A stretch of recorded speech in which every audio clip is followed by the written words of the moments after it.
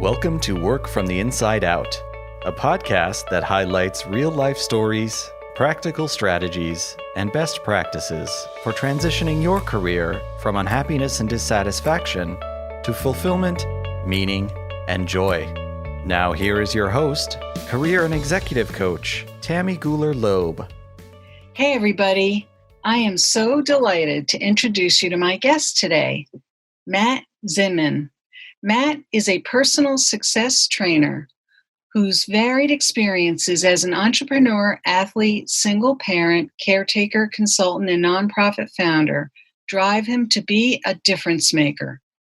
His earned insights about self-discovery, relationships, mindfulness, and life enrichment led Matt to write Zisms, Insights to Live By, and fulfill his goal to positively impact as many people as possible. In addition, Matt is CEO of the Internship Institute, which he established in 2007 to bridge the gap between education, active duty, and employment by making experience matter. Please join me in welcoming Matt Zinman. Hey, Matt. Hi, it's great to be with you, Tammy. You went with a long intro. Thank you so much. I was like, who is this person? You know what though? We gotta know who we're talking to here, Matt. I appreciate it. Matt, thank you so much for joining us. So you've done a lot of different things over the years. We talked a little bit before we turned on the record button, and a couple of things that you've done in the past that I found intriguing that I wasn't even aware of. You were a competitive water skier. I never heard of competitive water skiing before. And I know you played ice hockey. I know as a kid, you spent summers in Canada. You grew up in Philadelphia. Take us back to the early years. Tell us a little bit about, what those formative years were like, how that might have informed some of the steps you took towards adulthood or your working life, and what those were like, and then how that formed where you are today. Sure. Thank you. I'll give you the top line. Okay. We won't take the long road on this one, but I really appreciate it. And I like to start with ice hockey. And you said played in the past tense. I still play ice hockey in my 50s. Great joy of my life. And started playing when I was 6 or 7, and right in that summer. And then another year or two later, I started training, and the best ice hockey training in the Northern Hemisphere would be up in Canada. And I spent quite a bit of time up there. And of course, you can't play ice hockey all day long.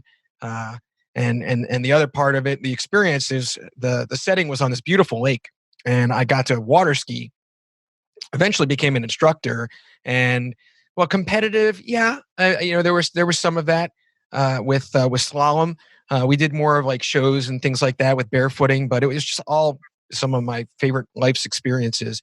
And in terms of shaping me, I come back and anchor to ice hockey because it's something that I've still the love of my life and grew up on. With the Philadelphia Flyers is my still team. Oh, if only they were still playing right now, right? We're all suffering without sports at this very moment. Right. But in playing hockey through high school, and I went to Temple University in Philadelphia and captained, and we were undefeated champions. I was on Team USA as a teen for a tour. I mean, those are just some of the best experiences, and the camaraderie and the what that does for you in terms of making friendships and having respect. So that's really kind of been my life joy and anchor.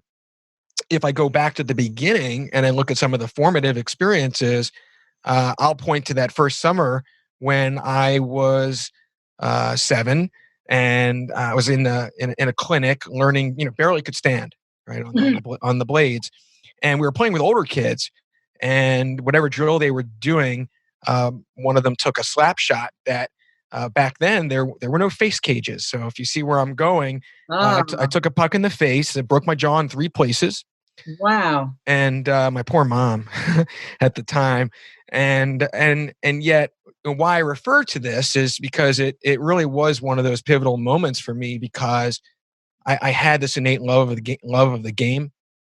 Of course, it was terrible that it happened, and the recovery and drinking through a straw for quite some time Yeah, I bet. was part of that. But I wanted to still play. Getting back into the game, and not letting something like that knock me down entirely. Always getting back up Mm, is something that's stuck with me, and that perseverance and tenaciousness.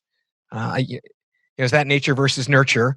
mm. Um, but but I'm just so glad, as I said, that that was one of those things. And then some of the things I've already mentioned have been some of the greatest memories that I've had. So that's on the personal side. Yeah. And yet it sounds like what you're alluding to, I think, is that it's not just been on the personal side, that kind of perseverance, or if something gets you down, you get back up, you keep going forward, or it sounds like at least with something that you really care about, you really love. Absolutely. I I've been reconnecting with people, in part naturally with the book coming out, but a mentor of mine in particular, I probably haven't spoken to in 30 years. And so you get to reconnect with yourself in a way by, reaching back and talking to people in your past. And he says, I've always remembered you as being relentlessly positive. I was like, oh, Relentlessly relentlessly positive. positive. I I was like, love that. wow. Yeah, I guess that's true. But it's just nice to hear and to reconnect that. Yeah, I guess I have been that way, and it certainly has driven a lot of my entrepreneurial pursuits, because it hasn't been easy. It's never a picnic all the way on those kinds of things, and that perseverance certainly applies. And then life intersections. So to your question, I came up through public relations agencies. I graduated from Temple with a journalism degree, and after getting into the management, which I actually didn't like at all, suddenly I wasn't doing what I love to do. I was babysitting people and doing the whole management side. I hated it, and that in part led me to go out on my own, start my company in 2002 in that field. And at the same time, it also intersected with I decided that it was best off to divorce my first wife, and I'm remarried now, but my son Jake was only 2 at the time. And, if you can imagine, a man alone changing diapers, washing bottles, that's a life experience. But it also gave me a certain value of freedom, Mm, that in working for myself, I could be with him when I was with him. yeah. And, I wouldn't trade that for the world. And at the same time, I'm definitely unemployable at this point, right? Having worked for myself all this time. And then several years into it, I was looking for stepping into the new endeavor. I'd always been involved with internships. That's another thread for me. I had for myself, Warner Brothers, Philadelphia Phillies. My last internship led me with an agency into my first job. So I learned the value of that quite early. And then just in having a passion and an affinity for it, always went back and spoke to students at my school, ran the programs for my employers.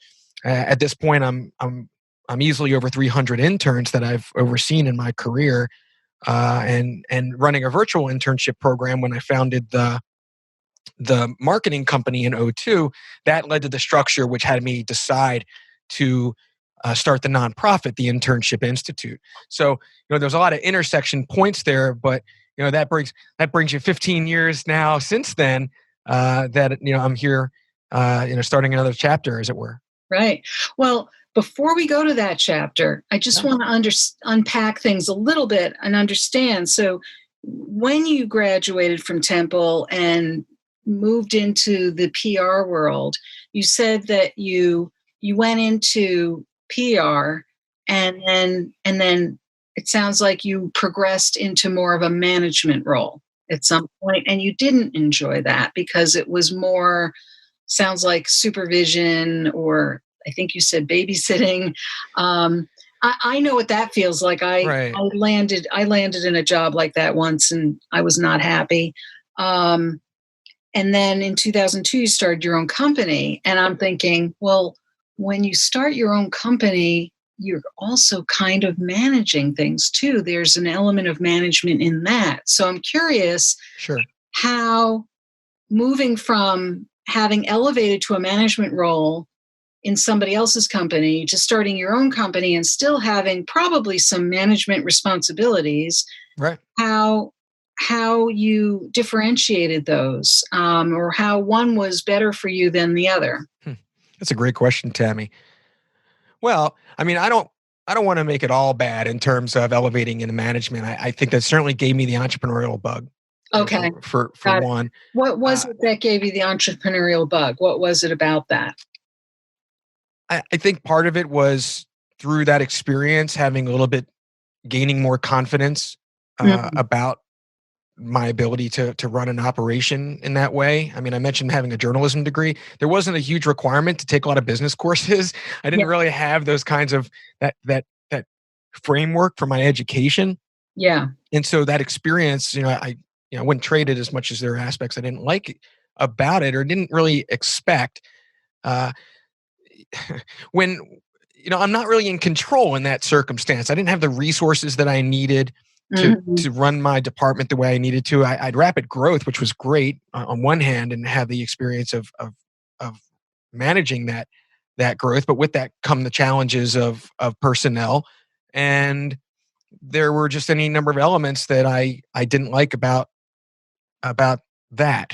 Yeah. Now, I'll just leave it at that. I think anybody who's had management experience can just, I know what he's talking about. Yeah. And then over to your question about going out on my own. I mean, for one, from an entrepreneur standpoint, even with what happened with my son, it also coincided with me having the opportunity to take a contract with a former agency client that I had. They made a major acquisition, and they really almost had nothing in the way of what it was that I was doing. And so that contact, that gave me the anchor. Right? I wouldn't recommend anyone go out on your own, right? I'm feeding a family just the same. Right. And I think that's pretty straightforward too. So that was an opportunity that I followed.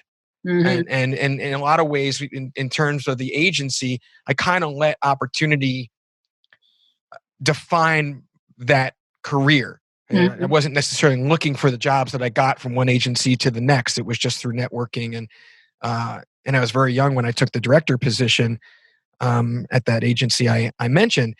But going out on my own and being my own boss ever since is difficult, and all the kicking and scratching that goes with it. Yeah. I still, I can be mad at myself for things. And I'm hard on myself. So, that's the huge difference. I think it's definitely an aspect of control. Yeah. To be No, sure. I know what you're saying. It's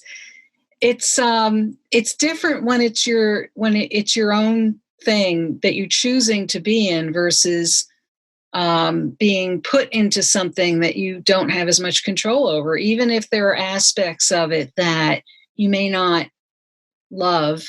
It's just very different when it's kind of your own baby. Right. I mean, there's a certain pride in there, but I think, it also comes down to a value system.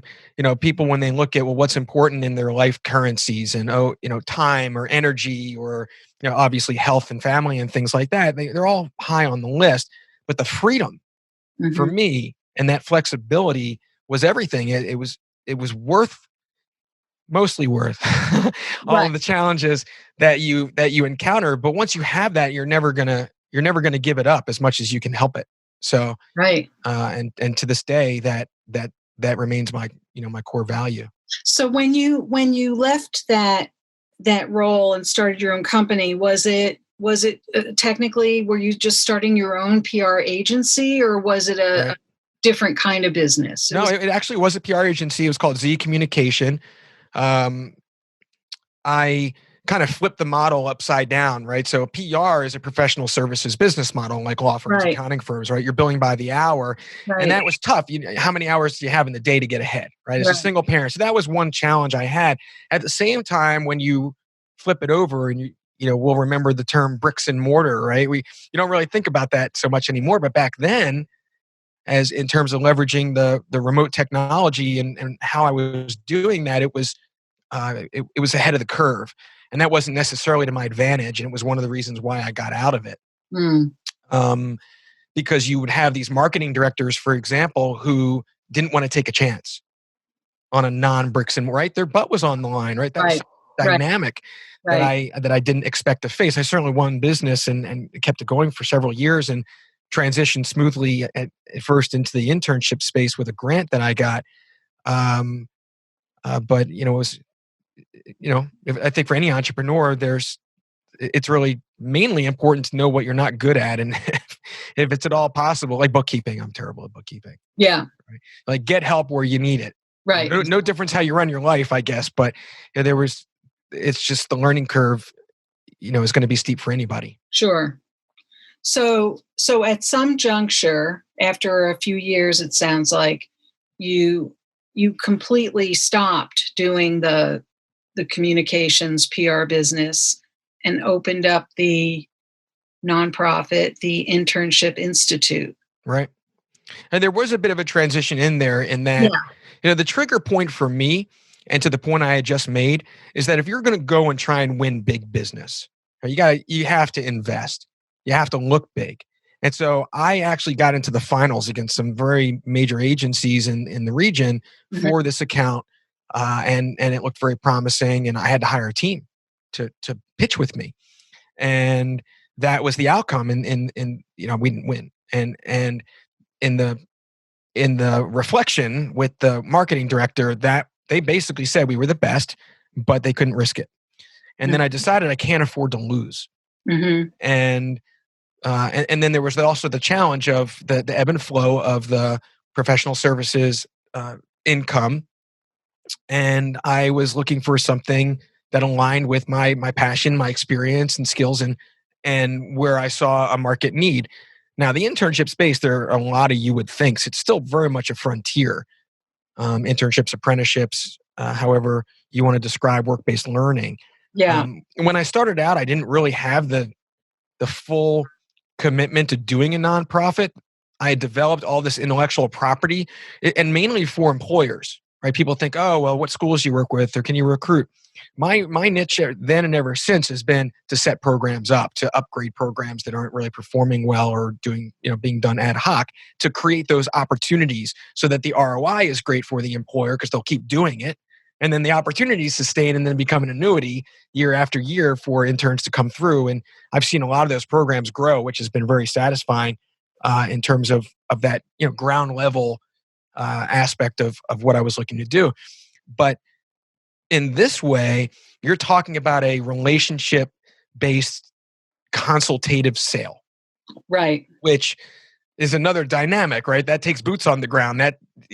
And so it was no different for me that I would have needed to build out a team, which would be taking investors, and I'd have to raise money just like anyone as a for-profit. Right. And what I ran into was that there was no way to evaluate my intellectual property because it had never been done before.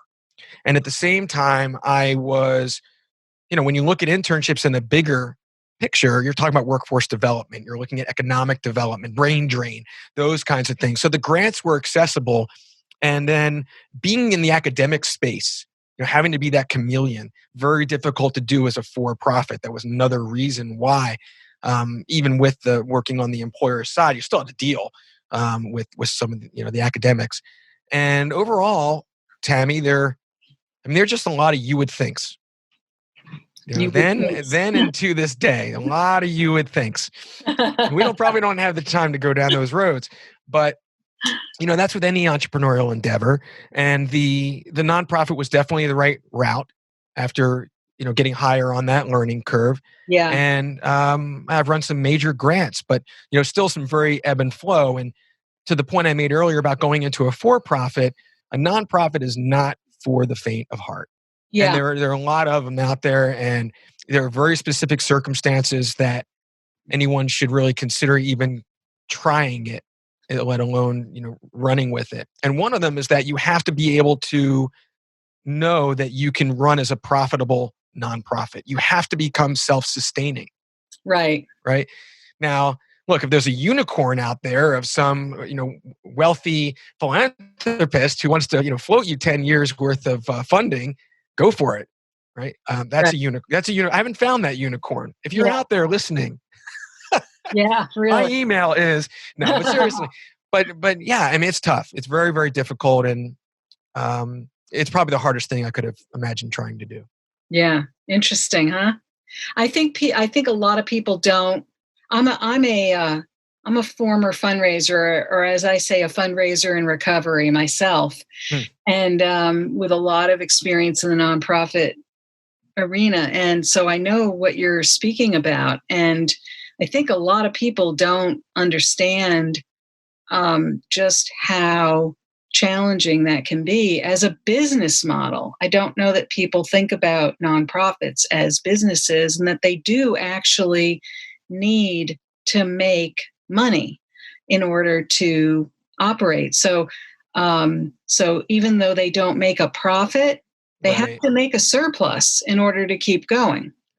Well, the other thing is that's very much an unknown if you're not in the space is that the gap has widened for essentially what would be that seed money. Yeah, The foundations are very, very competitive to go after those grants. You essentially, it's very cart and horse. You have to have an established nonprofit with, right, let's say, what's called 3990s, right? Your tax filings to right, show that progression. Well, how right, do you get progressive 990s if you're not figuring out how to get your funding in the first place? So, right. how do you solve that? Now, my initial grants helped me get over that hump, but it's tenacity had a lot to do with even getting there, and it didn't make it all that much easier once I was. So you reiterated it best about having to be ultimately become self-sustaining and profitable. And you have to be relentlessly positive too. Yeah, I want to own that now. That really struck a chord with me. I just Yeah, so appreciate it from one of my former you might have to mentors. trademark that. So take us forward. So you did it though. You started the nonprofit. You were working with companies, helping them to sounds like kind of overhaul or upgrade their internship Right, programs and get interns placed. Were you right. working on that end of it as well, or? Right. Is it okay if I mention the nonprofit website at the moment and just as a It is resource for people? more than okay. So, and there's a free resource I want to mention too that's really near and Yes, dear please for do. me. So, the nonprofit is the Internship Institute, and the website is internshipinstitute.org. So, if you're an employer and you're interested, probably not immediately interested because internship programs aren't top of mind at the very moment with what's going on in the business world. Um, but from a planning perspective, it's essentially the here you go. It's everything that mainly even a solopreneur up to a company of 100 or less would benefit most from. Once you start to get one or even two HR people in there, with all due respect to the dedicated professionals, these are one of those you would think, the Department of No. So I have a niche essentially in the smaller company, even running virtual internships and then training the supervisors to do that one-on-one. That's really the institute. Now, the free website, which is really more for people in career transition, and there's a technique there that takes you through these steps and the free resources there. So that's called studentsteps.org. Great. But don't let the name of it in terms of being affiliated with students fool Right. you if you are in career transition. The technique is the same. So just, it asks for an email. I don't do anything with those emails, honestly. Okay. And, brings you into the site and just walks you through some videos and do the downloads. And it's kind of, again, a here you go of how you go about networking effectively and getting from, if you're a college student, really not knowing where you are to ending up where you belong and landing on your feet. So that's something I know can help a lot of people, but getting people to Great. actually use it. Well, no, that's great. Thank you, Matt. And all of that will be in the show notes too. And what you're also though saying here is that you don't necessarily have to be a student or a someone in your early 20s to benefit from watching those videos and getting some benefit out of those steps that are in the videos. Right. Absolutely true. And I should mention a companion site, which is vetsteps.org. We're a veteran services organization. We ran a veteran transition grant. So, we've swung the pendulum, that way too. And that's just a companion site that has certain, very much the same thing, but certain Wonderful. resources for veterans in Oh, transition. excellent. I wasn't aware of all that. So that's great. Again, also in the show notes. Thank you. Well, that's great. I mean, the resources you're offering are excellent. Let's talk about your book. What made you decide to write a book? I mean, you've been running your nonprofit, your business, helping a ton of people. Why now? Why a book? So it's one of those things. It's kind of, I think a lot of people say, well, I want to write a book, right? I'm one of them. Right? I've been wanting to write a book for 10 to 15 years. And it's kind of been a little bit of a thorn in my side. And one of the things about it is talking about defining purpose and your why. And some of the questions that help you do that would be, what would I regret not doing? Yeah. Right. So this definitely floated to the top of that list.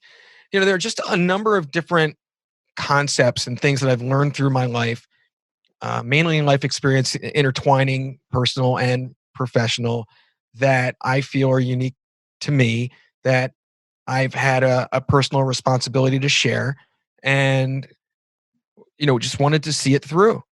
And I'm really glad that I did. And funny thing is, now the book's out, and it's just briefly say it's been well received, right? So when you hear the positive feedback, I feel like I'm in recovery from the internship stuff, because just get beat up, right? They're just swimming upstream, with that endeavor, and it's I'm still at it with that, but it is kind of on the side burner, in part because of the nature of the COVID and everything being shut down. But it's just as well with with the book coming out, because I have like man brain. Like, I can only focus on one thing at a time. So I put like all my energy into one thing. So this is great.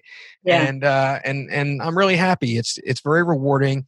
My personal drive is, as as described. I want to make a difference.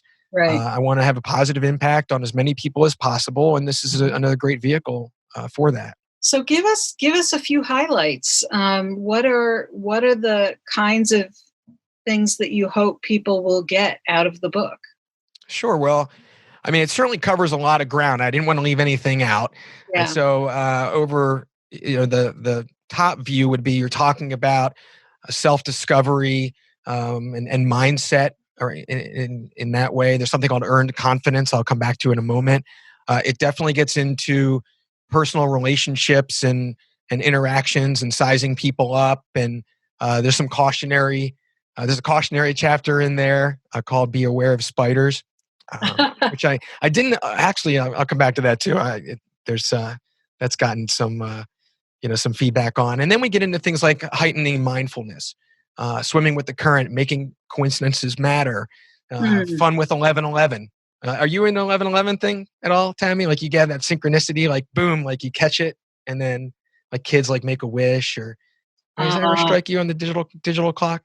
A lot of people are into it. It's kind of that feeling of flow and coincidence. And well, then I definitely know. I mean, I definitely know about flow, and I definitely believe in coincidences not being always coincidences. And sure, my birthday is on the 11th, so maybe your birthday is 11/11.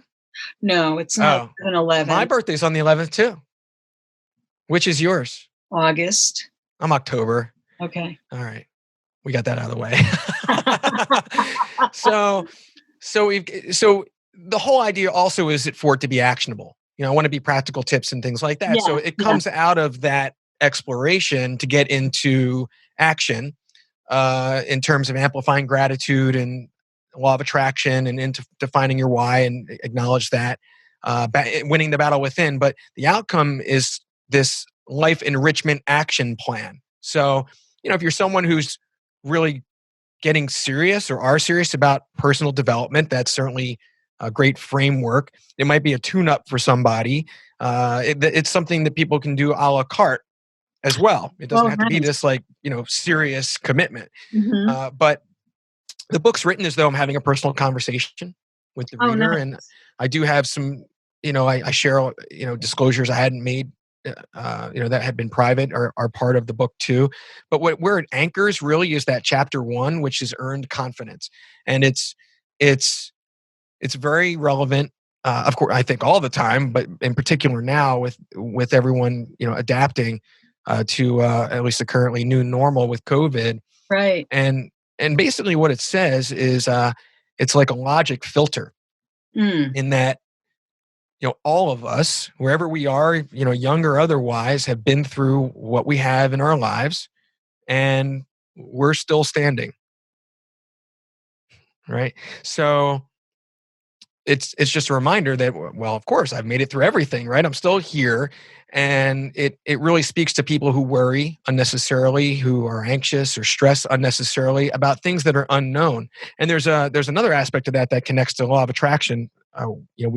We can come back to, but I think the logic's pretty undeniable, and it's really about staying present and dealing with the real and grounding yourself in gratitude and those sorts of things. So that's a common thread through the book.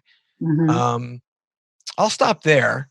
We can go in any direction here. So, is Well, there anything in particular you heard or want to take a dive into? well, I know that one thing that you are offering our listeners is an opportunity for them to take a peek at the book. Right. Right. Well, I know, as you mentioned, like the website will be in the show notes and things like that. There's a free sample there. Anyone can go to Amazon, see the reviews. My hope is that anyone who's the least bit interested here will just go and read the free look inside, and then you'll know if you'll keep reading. I mean, I did not write this book as some business card for some other reason. I wrote it to put it in as many people's hands, and yet I have that discomfort about, like, oh, my book. But yeah, go check it out. Yeah. You'll know. And what I also love about what you said about it is it sounds like it's a book where somebody could sit and read it from cover to cover and kind of go on a journey with it, or they could use it a la carte. They could pick it up and go to a chapter and still get value out of it. Oh, absolutely. And I so mean, I like that sure. ability, that flexibility, or that it offers, that you can use it in that way. Absolutely. One chapter that I think is really relevant also right now is that I talk about mood health. So tell And us more, yeah. and I, among different disclosures, talk about having to contend with depression since my early teens.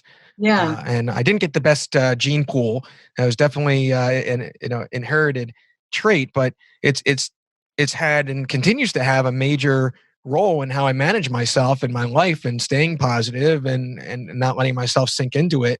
And I think a lot of people are really trying to find their footing right now with having to adapt. So I'd like to take a minute or two just to talk about that. Sure. And there are different tools throughout the book also. And one of the things in this chapter talks about a mood scale. And it's kind of like a thermometer, right? So you can look at perfect normal and then happy normal, sad normal. You can define normal, whatever normal is. Who gets to say that, right? Right. But on the depression side, from a mild, moderate, severe, from a practical standpoint, I adhere to this like 2 to 3 day rule, which is like, there's going to be bad weather. There's going to be something that knocks you down life wise. That's just life. And that happens. It could be a day, it could be 2. But for me, if I get to a 3rd day and I'm sinking, it's not even a choice, as hard as it is. And if you think of that hardness of like, I really need to get to the gym, right? That feeling everybody has, times it by 10. Yeah. But still, it's not a choice. And I get moving and I work out, and the endorphins are huge for me. And I just fight back, and it's like sinking in quicksand. And the challenge also is that you don't realize it at first. Right. A lot of people it's very just sneaky. It's sneaky, and until you feel better, until you're like, oh, it's myself. You almost didn't realize, oh, I was depressed the last 3 months. Right. So, for other practical purposes, talking about where we are right now, it's very important to do things like structure your days. Yeah. Have some purpose of the things that you want to accomplish, and not just like chores, not like even work, but like, what are you going to do for fun? Right. I've been reaching out to some of my college friends. We've been hopping on these video happy hours and things and just busting on each other, basically. But, guys that, either I have or, they with each other haven't talked to in years and years. So there's an opportunity. who in our lives lifts us up that maybe we could call a little bit more often, or who needs a lift that we can give a lift to, that we can feel good about. Those are the kinds of proactive steps that I really encourage people to make themselves take. Right. And those are mood lifters, right? Oh, absolutely. Yeah. I mean, talking to you right now, quite honestly, it's like a person. There's a person. No, just person. No, it's great. I mean, no, it's true. It's very true. But it's very easy. And this comes under the category of what I tell people when they're in the midst of a transition or in the midst of a job search, whatever it is that they're trying to do for themselves, don't do it alone. It's very easy to get lost in your own head. And when it comes to something like depression, it's very easy to lose perspective very, very quickly. So when somebody's been through, especially right now with people sheltering in place and not even knowing what day it is, and whether or not you're working right now or not, if you've had a job loss, or if you're feeling a little down or feeling a little trapped, it's very easy to lose that perspective. And just breaking it up somehow, talking to somebody, doing a little bit of a workout, getting out for a walk if you can. Those things sound very simple, and they sound like we're paying lip service to those things because we've all heard that advice. But, and I know, and I'm saying this to the listeners, that when we do those things, they do make a difference. But sometimes we really have to kind of give ourselves a little bit of a loving kick to do them. Or a big one. Yeah. A loving big kick. Loving big kick. Yeah. And this is, in a way, this is another one of those filters. And the other one we talk about is perception. And between earned confidence and grounding yourself and staying present so that your mind's not going round and round with worry or anxiety, or part of that could be mood health, just straight up, and how that's affecting your experiencing the world around you, and your happiness or sadness and things like that. A lot of people dance around this topic. Yeah. Like this taboo. And I really believe that there's hardly anyone who's not been touched with a mental health event, whether it's themselves or a family member or anything. And it's just that pervasive. And yet we kind of hide from it. And I'd rather just take it head on and talk about these things because they're just too important. Yeah. No, it's a part of overall health, right? We don't hesitate to say to someone, "Oh, I have a cold."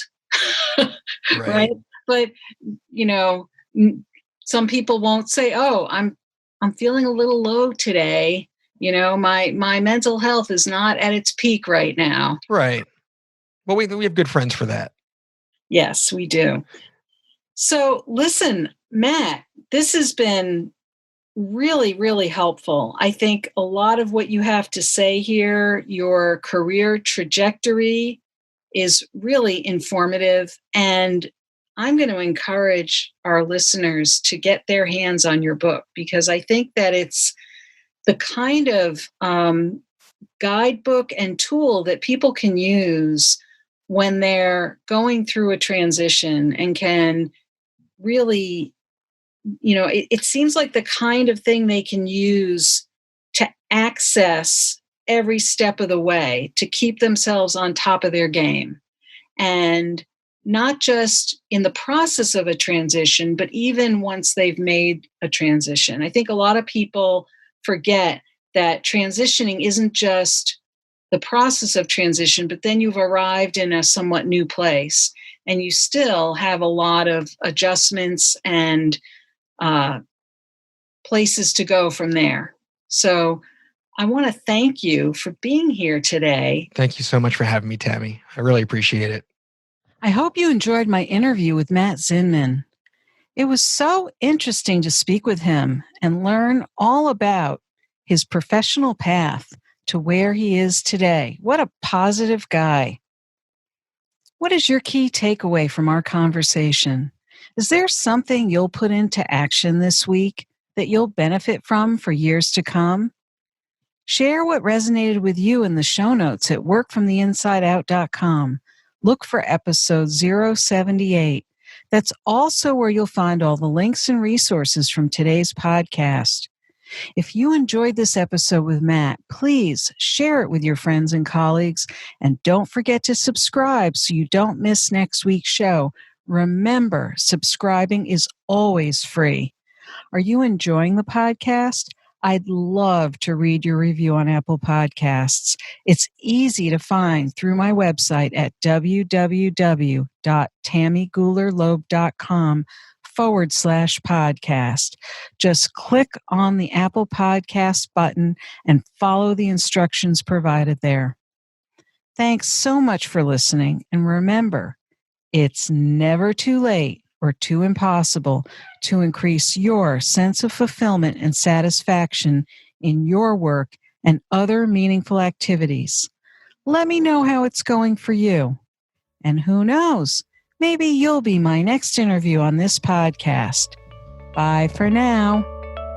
Thank you for listening to the Work from the Inside Out podcast. For more information, you can find us at www.workfromtheinsideout.com.